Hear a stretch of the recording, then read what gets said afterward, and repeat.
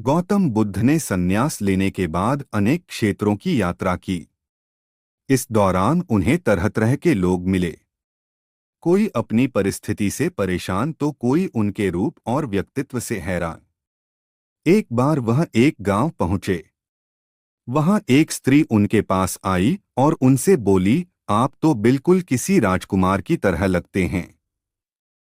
क्या मैं जान सकती हूं कि इस युवा अवस्था में आपके गेरुआ वस्त्र धारण करने का क्या कारण है?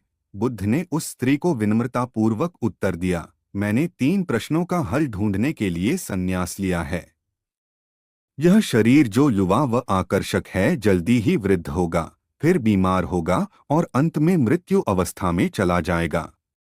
मुझे वृद्धावस्था, बीमारी एवं मृत्यु के कारण का ज्ञान प्राप्त करना है। इसलिए फूल सूंघकर और प्रसाद खाकर माता को भोग लगाते थे रामकृष्ण परमहंस।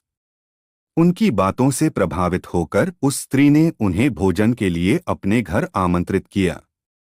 मगर उस स्त्री को गांव वाले पसंद नहीं करते थे।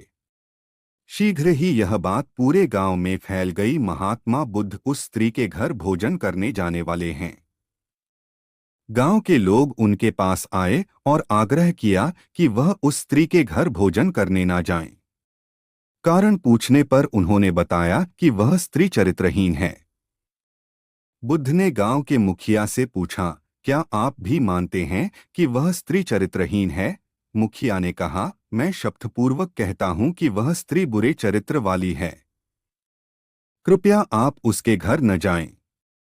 इस पर्वत पर जाने से डरता था रामायण का बाली, वजह है बेहद रोचक।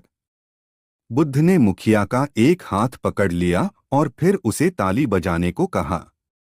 मुखिया ने कहा, मैं एक हाथ से ताली नहीं बजा सकता। मेरा दूसरा हाथ आपने पकड़ रखा है। ऐसे में एक हाथ से ताली कैसे बजाऊं? बुद्ध बोले, जैसे एक हाथ से आप ताली नहीं बजा सकते वैसे ही वह स्त्री खुद चरित्रहीन नहीं हो सकती जब तक इस गांव के पुरुष भी चरित्रहीन ना हो।